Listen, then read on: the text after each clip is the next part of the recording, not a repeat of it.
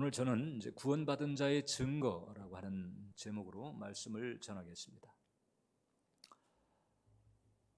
구원의 확신에 대한 주제를 우리가 이제 지난주에 이어서 금주도 다루고 있는데, 이제 약간의 그 복습 삼아서 이제 지난주에 살폈던 내용을 잠시 한번 돌이켜 보겠습니다. 자, 하나님께서 제대로 구원하셨다면 그 한 번 구원은 영원한 구원이다. 이 점은 우리가 분명히 마음에 담아야 합니다. 그게 20살 때 일어났든 30살 때 일어났든 언제 일어났든 하나님께서 구원하셨다면 그 한 번 구원은 영원한 구원입니다. 그런데 우리가 이제 교회를 다니지만 그러나 똑같지 않는 경우도 있다고 하는 거죠. 모양새는 가지고 있지만 내용은 아닌 경우도 적지가 않기 때문에 우리가 이제 스스로 점검하면서 구원에 대한 부분을 우리가 새롭게 정리할 수 있어야 된다고 하는 거죠. R.T. 켄달이 이런 그 혼란의 여지를 좀 이렇게 정리를 해줬습니다. 자, 한 번 구원이 이제 영원한 구원이다라고 하는 얘기는 한 번 세례를 받으면 영원한 구원을 받는다는 말이 아니다.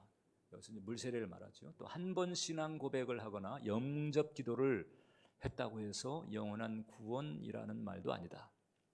결단의 초대를 받고 강대상 앞으로 나아갔다고 해서 영원한 구원을 받았다는 말도 아니다. 그런 거예요. 이제 요 대목에서 이게 이제 그럴 수도 있고 안 그럴 수도 있다고 하는 거죠. 이런 과정을 통해서 영원한 구원을 받는 경우도 있지만, 그러나 이런 과정이 있었다고 해서 모두 다 영원한 구원을 받았다고 할 수가 없다는 거죠.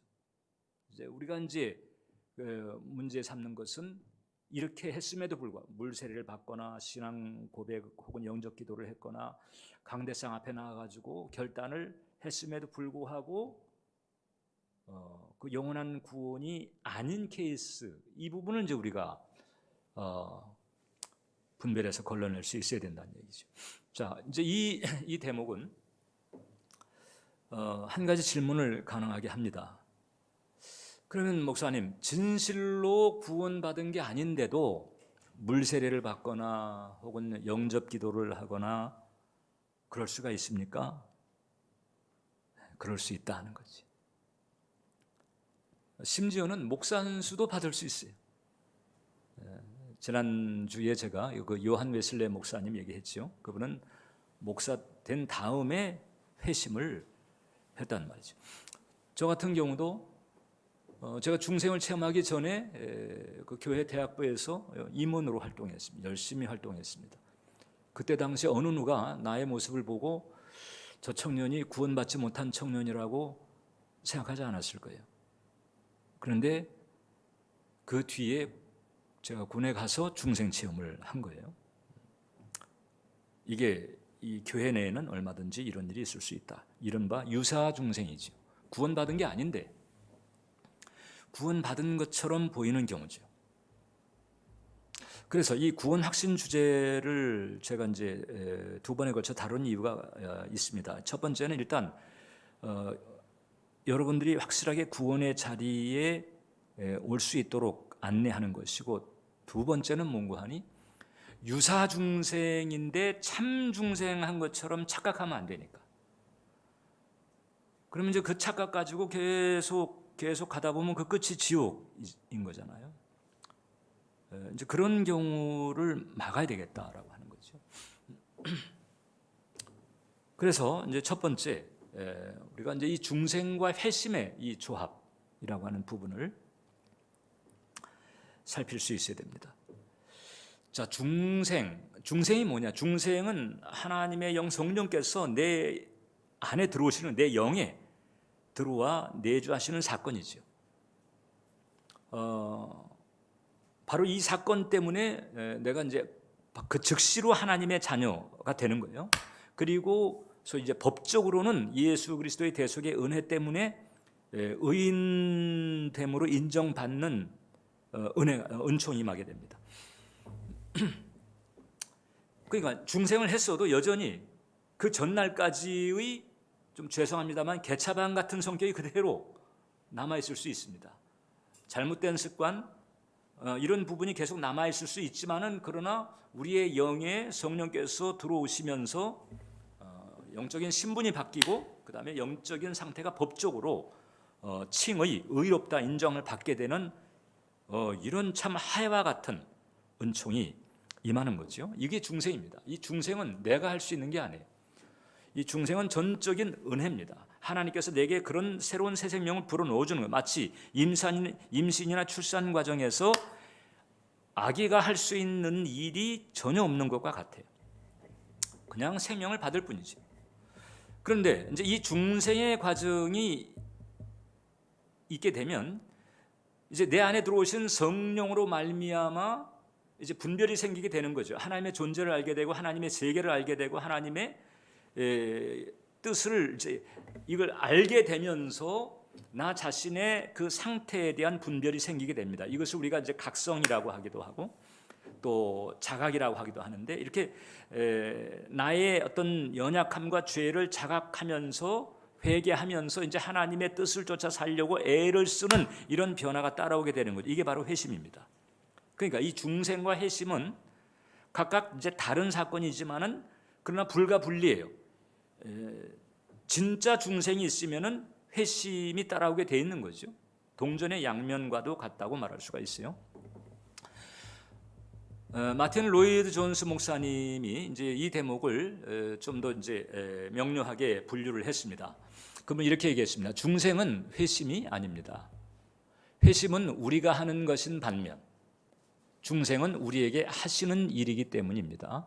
사람들이 회심할 때 그들은 자신이 중생했다는 증거를 보여주고 있는 것입니다. 그러니까 회심은 중생의 증거예요.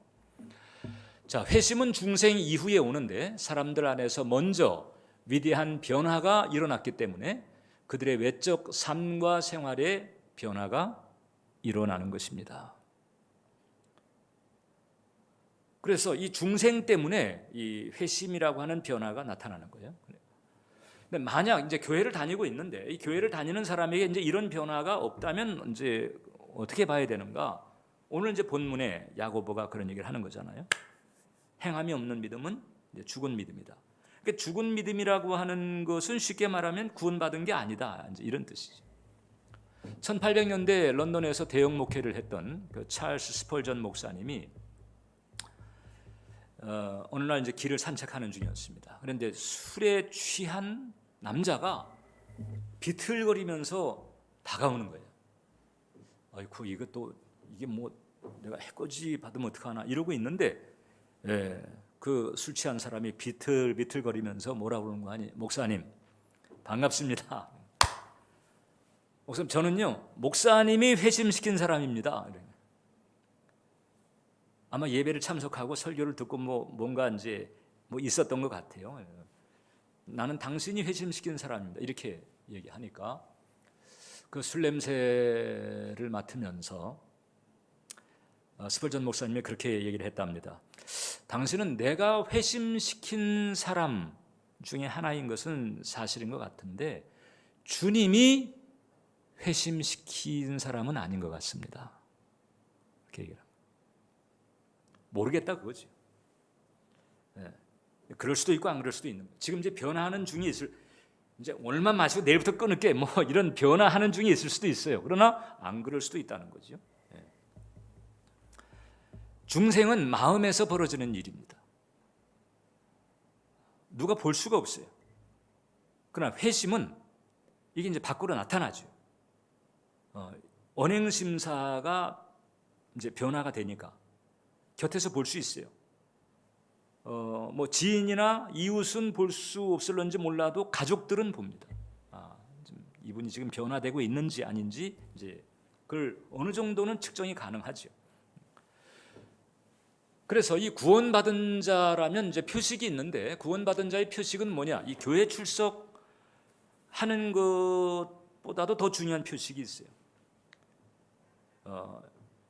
심지어는 이제 예수님을 향해서 주여 주여 하는 것조차도 분별의 여지가 있다고 하는 거거든요. 예수님의 말씀입니다. 마태복음 7장을 보면 나더러 주여 주여 하는 자마다 다 천국에 들어갈 것이 아니요 그랬단 말이에요. 자, 주여 주여 하는 사람이 교회를 안 다니겠어요? 여러분들도 지금 교회를 다니고 있지만 정말 주여 주여 이렇게 진지하게 해본 적이 언제예요?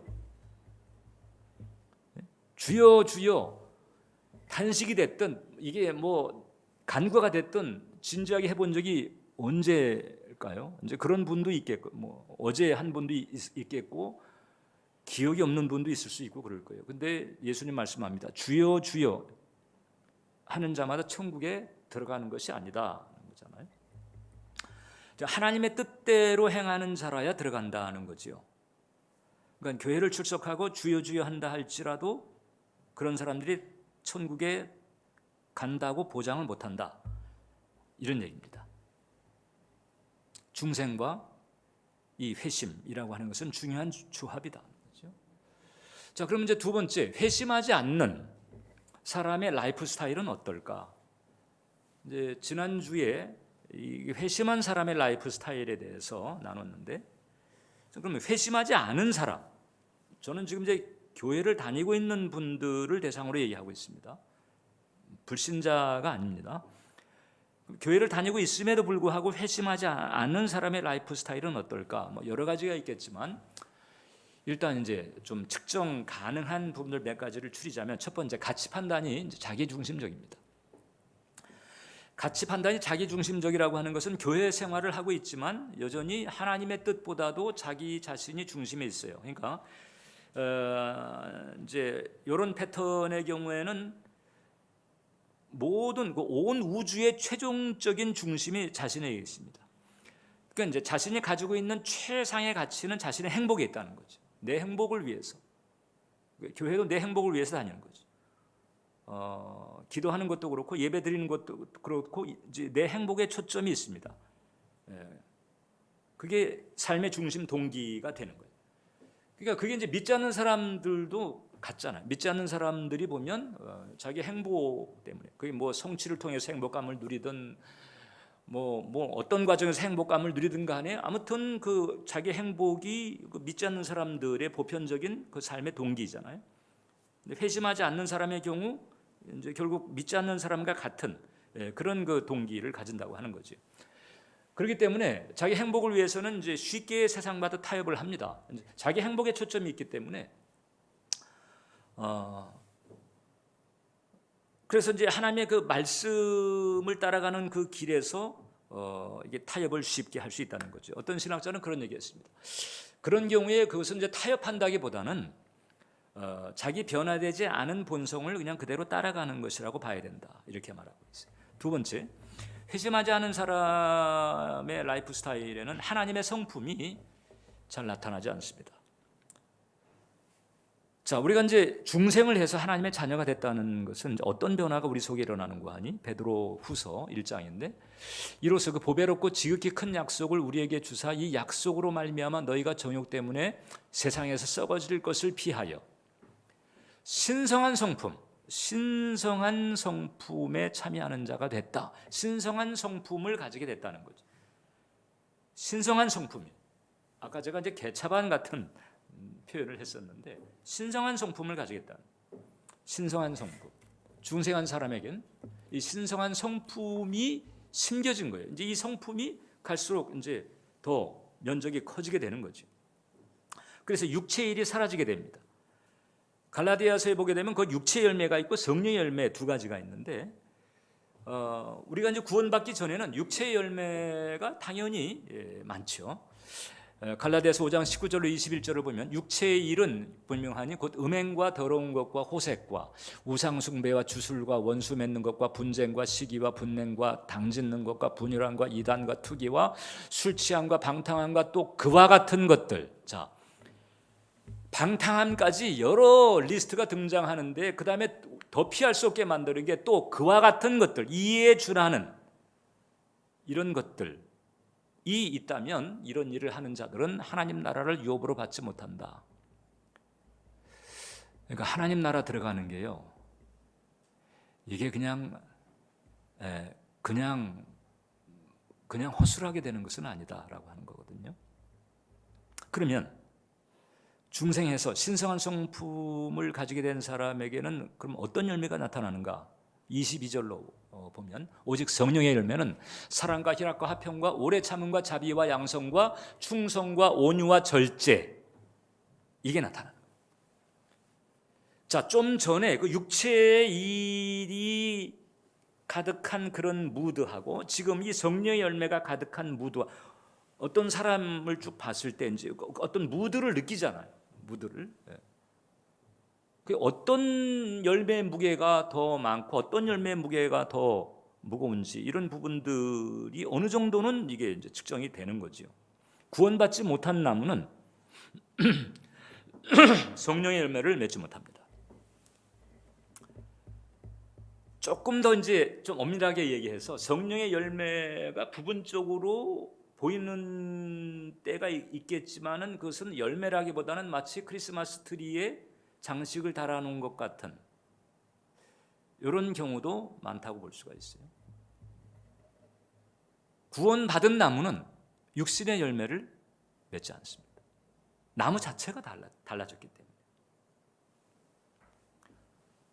세 번째, 회심하지 않은 사람의 라이프 스타일은 하나님께 의지가 꺾이지 않는 이제 이런 부분이 나타납니다. 그러니까 말씀과 이제 삶이 일치가 되지 않을 때, 이 일치되지 않는 그 부분 때문에 마음에 부대낌이 있고 애통함이 있고 이게 이제 회심한 사람인데, 지금 이제 완벽하게 변화가 지금 되지 않았다 할지라도 변화되는 도중에 있다면 애통함이 있거든요. 일치되지 않는 부분 때문에.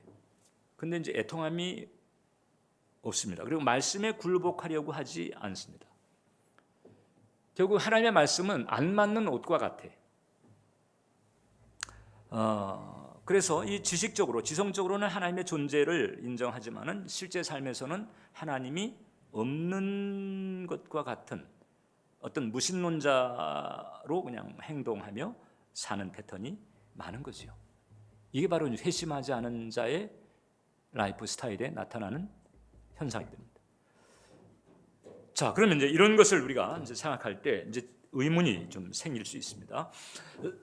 목사님, 그러면 성령의 열매가 안 보이면 구원받지 못한 것인가? 목사님, 하나님 나라가 뭐 의와 평강과 희락이라고 그랬는데, 그럼 이제 내 마음 안에 의와 평강과 희락을 느끼지 못하면 그럼 나는 구원받지 못한 것인가요? 이런 질문이 가능할 수 있습니다. 자, 여러분, 일단 성령의 열매가 없거나 적다고 해서, 혹은 또 평강이나 희락을 느끼지 못한다고 해서 그건 구원 못 받은 거다 이렇게 단정할 수는 없어요. 단정할 수 없어요. 왜냐하면 이게 이제 회심의 초보 과정, 회심의 초보 과정이거나 아니면 이제 연단받는 그런 과정. 하나님께서 이제 계속 씨름하면서 우리를 변화시키는 그 성화의 씨름의 과정의 경우에는 갈등이나 이제 고민이 많거든요. 그래서 성령 충만하지 않으면 우리는 갈등 충만, 고민 충만합니다. 그런 상태가 있을 수 있죠. 그러면 이제 그때는 평강과 희락을 느끼기가 쉽지는 않아요. 그래서 이게 뭐 성령의 뭐 열매라든지 평강이나 희락이 없다고 그래가지고 모두 다 구원 못 받은 거다 이렇게 단정할 수는 없습니다. 그러나 이제 그런 경우라도 이런 경우 그래도 이제 구원 받은 것으로 봐줄 수 있지 않겠어라고 할 수 있는 어떤 힌트 같은 것은 뭔가 제가 계속 말씀드리는 것처럼 연약함에 대한 자각, 애통함, 부대낌 이런 게 있다고 하는 거죠. 그래서 자꾸 주님의 긍휼을 구하게 되고 성령님의 도움을 구하게 되고 이런 쪽으로 간다면 현재 상태가 연약하다 할지라도 그건 이제 구원에 있거나 구원에 가깝다 이렇게 이제 말할 수 있는 거예요. 왜냐하면 중생을 해서 성령께서, 거룩한 영이신 성령께서 내 마음 안에 들어와 계신다면 부대낌이 있을 수밖에 없어요.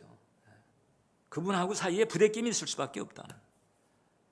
그래서 이런 상태가 되었을 때에 은혜 체험을 한 사람들은요, 여지없이 자기 자신의 연약함에 대한 어떤 그런 어떤 통탄 혹은 토설 이게 나옵니다. 이사야가 그 선지자로 부름을 받고 그 유다 백성들을 향해서 막 그냥 질타를 하고 막 이랬다가,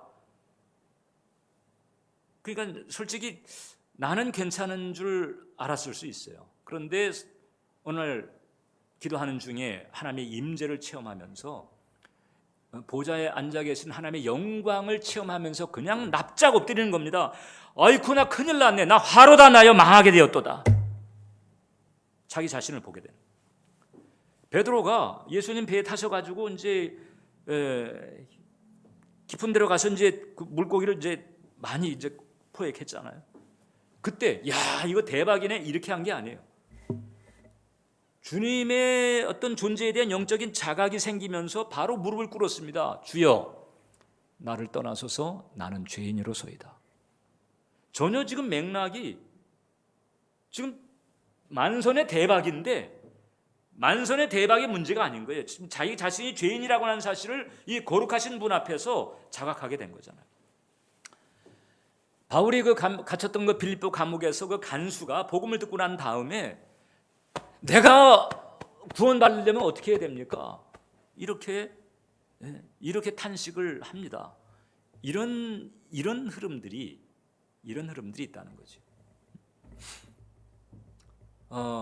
간혹 틀림없는 신자인데 정말 중생한 신자임에도 불구하고 내내 그 마음이 우울하고 창백한 그런 상태가 계속되는 사람이 있어요. 틀림없이 신실한 신앙을 가지고 있는데 그 마음은 계속 깔아앉거나 눌려 있는 경우입니다. 그 에이브라함 링컨 같은 경우도 마찬가지, 톨스토이도 마찬가지죠. 정말 깊이 있는 그리고 신실한 신앙을 가지고 있었지만 그 우울증 때문에 힘들었다는 거잖아요. 근데 이제 그런 상태가 되면 계속 우울하고 눌리고 이런 마음 상태가 계속 되게 되면 그 본인조차도 스스로 질문을 하게 됩니다. 내가 이거 구원받은 것만, 내가 구원받았는데 왜 내 마음이 이러지? 왜 예배를 드려도, 기도를 해도, 교회를 다녀도 왜 내 마음은 계속 이렇게 그냥 그늘지고 깔아앉을까? 이제 이런 의심을 이제 하게 될 정도죠. 일단 이제 그런 상태에서 아직 이제 구원의 은혜가 임하지 않은 경우, 그런 가능성이 있을 수 있습니다. 그러나 구원의 은총을 받았음에도 그런 상태가 얼마든지 될 수가 있다. 그럼 어떤 경우일까? 자, 성령께서 내게 오셨을 때 그 성령님은 내 영에 들어오세요. 영. 그런데 그 영을 둘러싸고 있는 마음이 있잖아요. 영혼이 있는데 그 혼적인 영역, 소위 우리가 이 지성과 감정과 의지, 이런 그 혼적인 영역이 있는데 그 혼적인 영역은 아주 심란할 수 있다는 거지.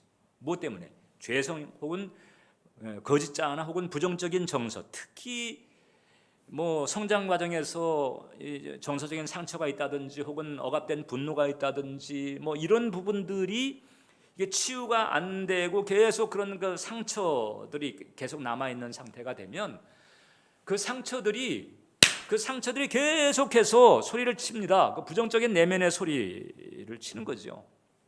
넌 이래서 안 되고, 넌 요래서 안 되고, 아무튼 계속 그렇게 그 마음을 심란하게 이렇게 하게 되는 거죠. 그 치유나 정화가 되지 않으면, 그런 그 그늘진 마음, 그 다음에 부정적인 내면의 소리는 사라지지가 않습니다. 마치 이렇게 이제 우리가 비유할 수가 있습니다. 그 이제 구약의 성막을 보게 되면 이렇게 이제 그 성막 이제 문 입구로 들어가잖아요. 그러면은 저 번제단이 먼저 이제 있고 그 다음에 물두멍이 있어요. 그리고는 이제 성소로 들어가고 그 다음에 제일 깊은 곳이 지성소예요. 이게 바로 이제 성막이고 성전입니다. 근데 사도 바울은 고린도전서 3장이나 6장에서 너희가 하나님의 성전인 것을 알지 못하느냐 그랬거든요. 자, 그렇다면 구원받은 성도의 상태는 성전이죠. 그러면은 지성소가 있고 성소가 있고 뜰이 있다는 얘기잖아요. 그럼 지성소는 어디냐? 영이에요. 성소는 어디냐? 혼, 마인드입니다. 뜰은 뭐냐? 우리의 육체를 말합니다. 너희가 하나님의 성전이라고 한다면 그 성전의 구도처럼 우리가 이제 그렇게 영과 혼과 몸이 그렇게 구분이 되죠. 그러면 성령께서 중생할 때 들어오시는 곳이 바로 우리의 영, 지성소예요. 영에 들어오셨지만 이 마음, 이 성소, 마음 성소의 상태가 아주 심란할 수 있는 거죠. 그러면 밝은 마음을 가지기가 힘들어요. 우울한 마음, 슬픈 마음, 이것을 금할 수가 없습니다. 그리고 이게 내적 상처가 치유되지 않거나 혹은 회개하지 않은 죄가 있게 되면 계속해서 마귀가 참소해 되고, 그 다음에 내적 상처에서 나오는 그런 그 부정적인 내면의 소리들이 계속 마음을 치고 받으면서 이 마음 상태가 안 편하니까 성령께서 들어오셔서 그 영혼은 건짐을 받았는데 마음은 이렇게 그늘질 수가 있다. 그래서 이럴 때는 치유와 정화가 필요하다는 거죠.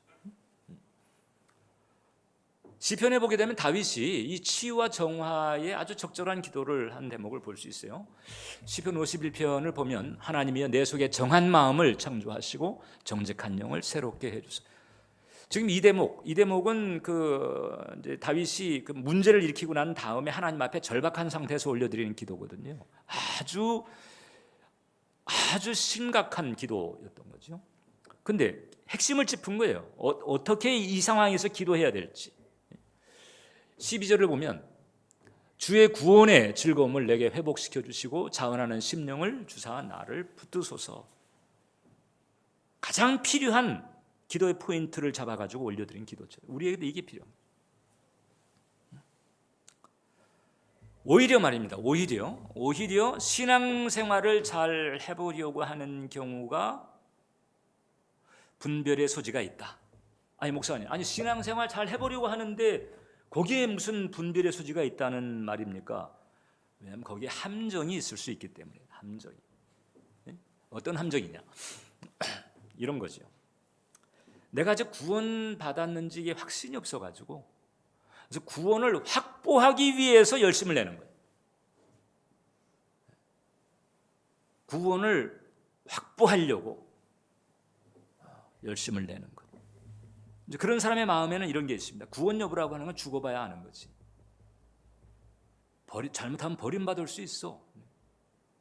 내가 구원 받았어도 하나님 날 버릴 수 있어. 내가 버림받을 수, 이런 생각을 하는 겁니다. 성경적 구원론에서 멀은 거예요. 그러니까 여러분들이 교회에서 열심을 내는데 그 열심을 내는 동기가 10,000분의 1이라도 내가 까딱하면 내가 버림받을 수도 있어.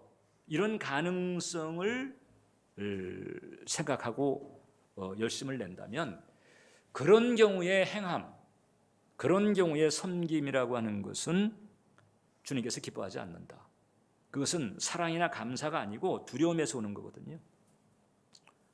사랑이나 감사에서 나오는 것이어야 돼. 열심은. 그게 바로 이제 은혜로부터 비롯되는 거죠.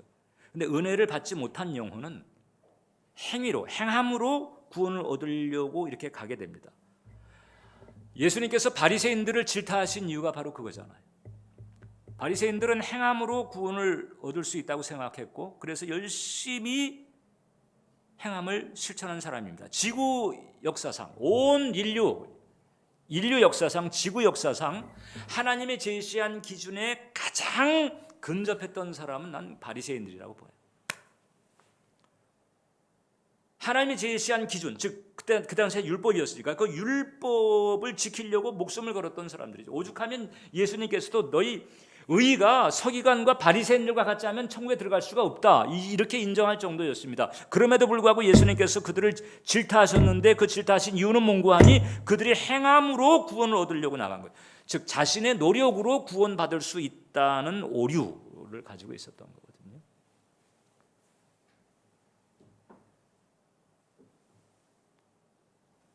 여러분, 우리의 행함이 하나님 앞에서 같이 있을 때는 언제냐? 십자가의 대속의 은혜를 붙들고 그 은총에 감사하면서 행할 때입니다. 주님에 대한 사랑과 감사의 마음을 가지고 행할 때에 비로소 그 행함이 하나님 앞에 가치가 있는 거죠. 근데 교회 열심히 있다 할지라도 구원에 대한 확신 없이 내가 버림받을 수도 있어.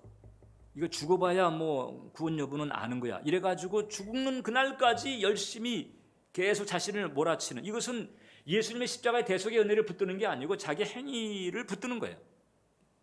사실상은. 사실 우리 한국 교회 내에도 이제 그런 이단으로 정죄시된 흐름들이 있잖아요. 뭐 뭐 심지어는 진짜 구원받은 사람도 진짜 지옥에 갈 수 있다는 식의 얘기를 합니다. 아주 성경적 구원론에서 멀은 거죠. 그러면 이제 그런 메시지를 들은 사람은 열심을 낼 수밖에 없어요. 왜냐하면 지금 구원이 보장된 게 아니니까 구원을 확보하기 위해서 죽는 날까지 막 허덕이면서 그냥 계속 그렇게 가게 되는데, 사실상 또 다른 바리새 경향과도 다를 바 없다, 이렇게 볼 수가 있죠. 그래서 신앙생활을 잘 해보려고 하는 그 경우에 오히려 함정이 있을 수 있다는 사실을 우리가 생각하면서 잘 분별을 해야 된다. 나는 지금 어떤 동기에서 주님을 섬기고 또 행함을 가지려고 하는가 하는 대목. 그래서 마지막으로 우리는 유사중생 혹은 유사믿음, 이 대목을 우리가 경계해야 된다고 하는 거죠. 자, 바울이 선교에 대한 소명을 이제 마치고 내가 나의 갈 길을 다 마쳤다 이렇게 했을 때 서서히 그는 느꼈습니다. 죽음의 그림자가 다가온 걸 느꼈습니다. 바울이 순교했을 때가 주후 60년대, 즉 네로가 그 로마의 방화 혐의를 기독교인들에게 뒤집어 씌우면서 그때서부터 이제 이 로마 제국과 이 기독교 사이에 이제 적대적인 관계가 돼버리게 되죠. 네로 때 목 잘려 이제 순교를 당했습니다. 근데 순교 직전에 유언처럼 썼던 성경이, 그 유언처럼 썼던 게 디모데 후서예요. 그때는 편지로 썼는데 나중에 성경이 된 거죠. 그 디모데 후서에 보면 아주 가슴 아픈 그 배신의 그 스토리가 있어요. 디모데 후서 4장 10절을 보면 데마는 이 세상을 사랑하여 나를 버리고 데살로니가로 갔다. 데마라고 하는 사람이 등장합니다. 네, 그 사람은 세상을 사랑해서 나를 버리고 데살로니가로 갔다. 여기 그레스게나 이제 디도는 이제 소명 때문에 간 사람이에요. 소명 때문에. 근데 이제 데마는 세상을 사랑해서 이제 갔다는 거거든요. 배신한 거지. 근데 데마가 어떤 사람이냐? 빌레몬서를 보면 바울이 초대교회 성도들에게 자신의 동역자를 소개할 때 나의 동역자 마가, 아리스타고, 데마, 누가 동역자로 소개했던 사람이에요. 거기에 마가도 있고 마가복음을 쓴 마가, 누가복음을 쓴 누가가 들어가 있어요. 이 대단한 분들인데 거기 데마가 같은 반열에 들어가 있었단 말이죠.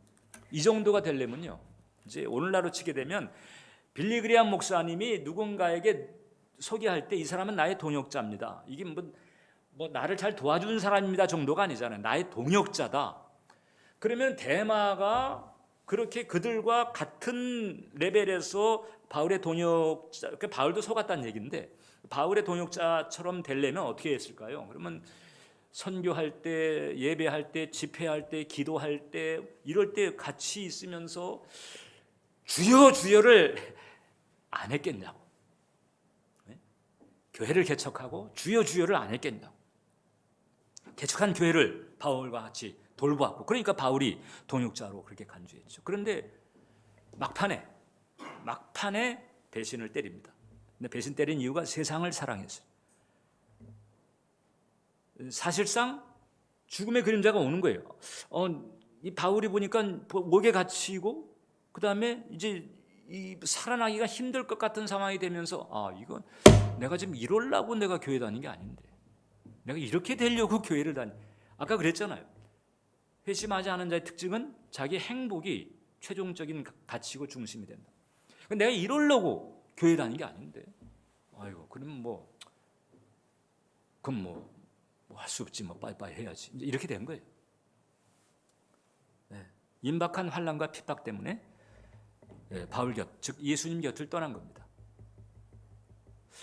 아니, 바울의 동역자들 정도였으면 구원받은 걸로 봐야 되지 않는가요? 그래서 데마는 구원받았는데 버림받은 거 아닌가, 이런 질문을 할 수 있는데 아니에요. 원래 참신자가 아닌 거예요. 원래 참신자가 아니다. 그러니까 알곡처럼 보이는 가라지였다. 원래 정체는 가라지, 알곡처럼 보였을 뿐이다. 마태복음 13장에 보면 이제 네 가지 밭의 비유가 나오잖아요. 뭐 길가밭도 나오고 돌밭도 나오고 이제 가시밭도 나오고 그러는데 옥토가 아닌 경우를 제외하고는 다 뿌리를 내리지 못합니다. 뿌리를 내리지 못했다. 이게 소속이 안 됐다는 거죠. 붙어 있긴 했는데 소속은 아닌 거예요. 마태복음 13장을 보면 돌밭에 뿌리웠다는 것은 말씀을 듣고 즉시 기쁨으로 받았어. 이럴 때 이제 착각할 수 있는 거거든요. 스스로도 그렇고 곁에 있는 사람도 그렇고 은혜를 받은 것 같아. 뭐 이렇게 갈 수 있잖아요. 그런데 그 속에 뿌리가 없어. 잠시 견디다가 말씀을 인하여 즉 예수 믿음 때문에 환난이나 핍박을 받게 되면 넘어지는 거예요. 이 데마가 바로 이제 그런 케이스였거든. 그러니까 이 주여 주여 했고 그다음에 교회를 다녔지만 하나님 새끼가 아니었던 거예요. 그게 이제 핍박 직전에 드러난 거예요. 핍박 직전에.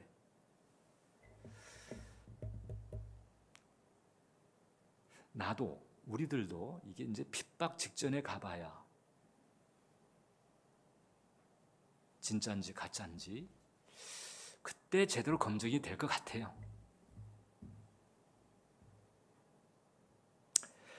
목사님, 배교라고 하는 것이 뭡니까? 지금 이제 대마가 이를테면 배교한 거거든요. 근데 배교라고 하는 게 뭐냐? 진짜 구원 받았는데 배교할 수 있는 거냐? No. 칼빈도 그렇게 얘기 안 합니다. 원래 구원의 자리에 온 게 아니에요. 그러니까 배교라고 하는 것은 뭐냐? 알곡처럼 보이던 가라지가 커밍아웃 한 거야. 내가 가라지였다라고 하는 것을 그냥 드러낸 거죠. 그제사 드러낸 거예요. 그럼 목사님, 그럼 성경에 이제 그 아주 난해한 대목이 있는데 이것은 어떻게 해석해야 되나요? 구원받은 자가 타락할 수 있다는 것으로 이게 볼 수 있지 않은가? 이렇게 이제 좀 해석에 그 논란을 주는 본문이 있습니다. 히브리서인데 히브리서 6장 4절로 6절을 보면 한 번 빛을 받고 하늘의 은사를 맛보고 성령에 참여한 바 되고 하나님의 선한 말씀과 내세 능력을 맛보고도 타락한 자들은 다시 새롭게 하여 회개할 수 없나니. 다시 읽을게요. 한 번 빛을 받고 하늘의 은사를 맛보고 성령에 참여한 바 되고 하나님의 선한 말씀과 내세 능력을 맛보고도 타락한 자,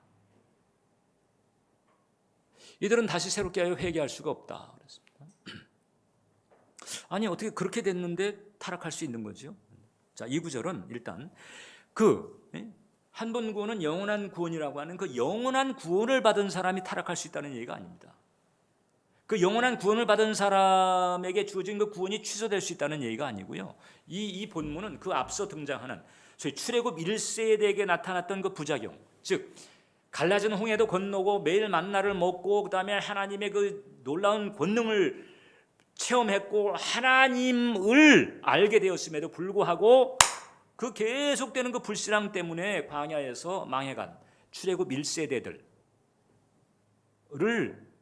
얘기하면서 나온 부분이거든요. 그네들은 원래 사실상 하나님께 속하지는 않았다. 이렇게 본 거죠. 구원 받았다가 잘못해가지고 구원을 상실했다는 얘기가 아니고 처음서부터 참된 믿음의 자리에 들어오지 못한 거죠. 함께 했지만 참된 믿음의 자리에 들어오지 못한 거예요. 이제 그게 광야에서 드러난 거라고 하는 거죠. 데마가 그랬다. 그래서 이 성경을 보게 되면 맛보고라고 하는 표현이 나와요. 맛보고, 하늘의 은사를 맛보고, 하나님의 선한 말씀과 내세 능력을 맛보고, 맛보고. 여러분 그 쇼핑몰이나 이런 식료품점에 가게 되면 거기에 이제 판매하는 분이 이렇게 조그만 접시에다가 이렇게 조금만 잘라가지고 이쑤시개로 딱 꼽아놓고 맛보세요 그래. 맛보세요. 그건 내가 사서 내가 먹는 게 아니에요. 그런 거하고 달라요. 그냥 맛만 보는 거예요. 내게 아니에요. 예수님께서 말씀했잖아요. 내 살을 먹고 내 피를 마시는 자는, 이거하고 지금 레벨이 다른 거지요. 그냥 맛만 보는 거예요. 맛배기만 본 거예요. 그랬기 때문에 갈라진 홍해를 건너고 매일 만나를 먹고 반석표 생수를 마셨잖아요. 근데 맛을 본술에서 그쳤다는 거예요. 근데 망했잖아요. 사울은 사울 그 초대 왕이었던 이스라엘 초대 왕이었던 사울은 한때 예언자로 불릴 정도였어요. 성경을 보세요. 예언도 했어요. 사람들이 인정했어요. 사울도 예언자야? 인정을 할 정도였지만은 하늘의 은사를 맛본 거죠. 근데 망했어요. 주님의 음성 듣기로 치게 되면 주님의 음성 듣기 잘한 사람이 발람입니다. 발람, 이방술사 발람. 그런데 망했어요. 주님의 음성을 들었잖아요. 망했습니다. 하나님의 존재도 알았잖아요. 망했습니다. 가룟 유다, 예수님이 제자였을 때 둘씩 짝지어 보내면서 너희 복음을 전하고 그 다음에 귀신을 쫓아내고 병든 자를 고치라 이렇게 했을 때 돌아와서 다 보고를 했잖아요. 그때 가룟 유다도 포함됐습니다. 그러니까 가룟 유다도 그때는 가서 복음 전하고 그 다음에 귀신을 쫓아내고 병든 자를 고치는 사역을 했던 거지요. 근데 가룟 유다 우리가 결말을 알고 있잖아요. 자, 말씀을 이제 맛보았지만 또 망한 케이스가 대표적인 케이스가 있는데 그게 바로 이제 헤롯입니다. 헤롯. 마가복음 6장을 보면 헤롯이 요한을, 여기 세례 요한이에요. 이 요한은 세례 요한 의롭고 거룩한 사람으로 알고, 이게 의와 거룩에 대한 인지가 있었다는 얘기잖아요. 두려워하여 보호하며, 이 하나님의 사람이라 이건 조심해야 돼, 이렇게 했다는 거죠. 또 그의 말을 들을 때에 크게 번민을 했다는 거잖아요. 세례 요한이 설교했을 때 그걸 듣고 번민을 했습니다. 그리고 또 달갑게 들었대. 왜 번민을 했을까요? 난 이게 훨씬 못 미치네. 그러니까 이제 번민을 했겠죠. 그때로 또 달갑게 들었다는 거예요. 그런데 헤롯은 하나님 라인이 아니었잖아요. 자, 그러니까 이게 참 말씀을 듣고 크게 번민을 하거나 혹은 달갑게 들어도 아닐 수 있는 경우가 있다. 거죠.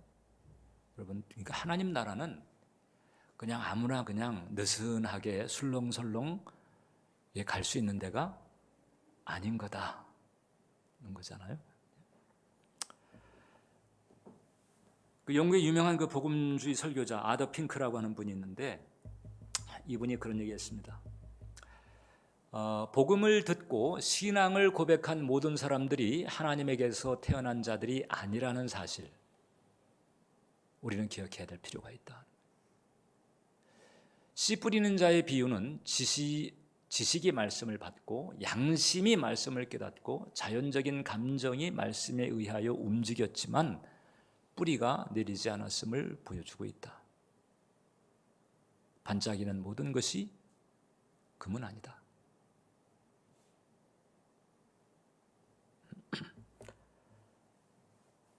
오래전에 그 한국 교회의 미래를 준비하는 그런 모임이 있어요. 한미준이라고 줄여서. 오래전에 이제 한국 그 개신교의 신앙 수준을 분석을 했습니다. 이게 한 10여 년 된 것 같아요. 근데 제가 왜 10여 년 된 자료를 끄집어내는고 하니 지금은 더 나빠졌어. 그때보다. 그럼 이제 그때 어떻게 이제 구분이 됐을까? 첫 번째는 이제 하나님은 믿지만 그리스도에 대해서는 잘 모르겠다. 그러니까 신이시여라고 하는 감각은 있는데 십자가가 무엇을 의미하는지 뭐 이런 건 아직 잘 모르는 거죠. 이 교회를 다니는 사람 중에 말하는 거예요. 기독교 입문층입니다. 이게 4분의 1 정도 되죠. 그 다음에 두 번째가 난 예수님을 믿으며 그분을 알기 위해 힘쓰고 있다. 이게 이제 그리스도 인지층인데 이것도 4분의 1 정도 됩니다. 그 다음에 나는 그리스도와 가까이 있으며 매일 그분의 인도하심에 의지한다. 여기 그리스도 친밀층인데 좀 많죠. 그리고 이제 하나님은 내 삶의 전부이며 나는 그분으로 충분하다. 이게 그리스도 중심층인데 15%입니다. 그러니까 이제 지금 그리스도 중심층과 그리스도 친밀층이 지금 가장 안전지대인 거죠. 안전지대. 이 얘기는 뭔고 하니 교회를 다니고 있는 사람 중, 교회를 출석하고 있는 사람 중에 절반 정도가 안전층이라고 하는 거예요. 나머지 절반은 이게 그럴 수도 있고 안 그럴 수도 있고 그렇다는 거죠. 사실 이게 자기가 가라지인 줄 알면서 알고 흉내를 낸다면 사기야 하는 거죠. 그러나 자기가 가라지인 줄 모르고 알곡처럼 그렇게 가는 경우가 이제 있을 수 있다는 건데, 그게 이제 유사중생이라고 하는 거잖아요. 근데 일단 이 구분에 의하면은 적어도 절반 정도는 그런 여지가 있을 수도 있다는 이 경고를 우리에게 주고 있다고 하는 거죠. 우리가 이 하나님의 구원, 예수 그리스도의 그 어마어마한 핏값을 치르고 열어놓으신 그 구원의 길이라고 하는 것, 이것을 내가 어떻게 대하고 있고 어떻게 여기고 있는가, 이것을 우리가 잘 살필 필요가 있습니다. 한국 교회의 위기가 이신칭의의 단맛만 빤데서 왔다, 이제 이런 얘기를 많이 합니다. 무슨 얘기인가? 믿으면 구원 받는다고 하니까 예수님 영접하면 난 이제 천국 가네. 그러면 뭐 천국은 이제 가니까 그 다음에 그냥 느슨하게 이렇게 가는 이런 그 흐름, 이런 흐름 때문에 지금 한국 교회가 계속해서 지금 약체가 되고 있다라고. 이신칭의가 분명합니다. 근데 이신칭의는 여러분 출발점이에요. 이신칭의가 끝난 게 아니고, 이신칭의가 완성이 아니고, 이신칭의는 출발점이에요. 출발점. 그래서 칭의를 받고 이제 의롭다 인정을 받게 된 사람으로서 소위 이제 회심의 변화가 이렇게 따라오는 그런, 그래서 열매가 있어야 됩니다. 그래서 열매 없는 그 믿음은 사실상 죽은 믿음이다. 오늘 이제 우리가 읽었던 성경 본문이 바로 그거잖아요. 우리는 연약합니다. 그래서 구원 받았어도 신앙일을 가면서 때로는 넘어지기도 하고 때로는 연단받기도 하고 이렇게 되죠. 그러나 거룩하신 성령께서 내 안에 계시고 내가 예수 십자가의 은혜를 알고 이렇게 하기 때문에 내 부족함 때문에 애통한 마음이 일어나고, 그리고 피 흘리기까지, 히브리서 기자가 말했고 피 흘리기까지 죄와 싸우라, 이런 애씀이 있게 되는 거죠. 이게 있어야 되는 거죠. 이게 지금은 이제 미국의 아주 유명한 목회자가 됐습니다. 미국의 그 복음주의를 이끌어가는 아주 지도자적 목회가 된 분인데, 이분이 이제 그 평신도 시절, 그러니까 믿지 않던 시절에 이제 예수님을 영접했을 때에 가졌던 소회를 이렇게 고백을 했습니다. 제가 읽어드릴게요. 한때 나는 하나님을 전혀 기뻐하지 않았고 그리스도는 모호한 역사적 인물일 뿐이었다. 하나님은 하나의 개념과 토론 주제일 뿐 기쁨의 부하는 아니었다. 그러나 이제는 형언할 수 없는 거룩한 아름다움 앞에서 나는 놀라 침묵할 뿐이다. 그런 다음 내가 정말로 흑암을 좋아했었다는 사실을 깨닫고 충격과 공포가 밀려온다. 그리고는 영혼의 잔잔한 기쁨이 깃든다. 내가 영원히 이 임재 안에 살게 된다면 나는 무엇이든 내려놓을 것이다. 이게 바로 우리의 고백이 되어야 합니다. 기도하겠습니다. 하나님 아버지, 지난주에 오늘도 구원의 확신에 대하여 살폈습니다. 살아계신 하나님, 이제 우리 은정의 교우들과 우리 예배자들이 어떤 유사 중생에 머무는 것이 아니고 진정 회심의 길을 걸어가며 하나님의 그 진정한 자녀로서 하나님의 의와 평강과 희락을 누리면서 소명을 다해갈 수 있도록 주님 내적인 변화가 확실히 일어나게 하시고, 그 내적인 변화를 바탕으로 주님과 동행할 수 있도록 인도해 주시옵소서. 예수님의 이름으로 기도합니다. 아멘.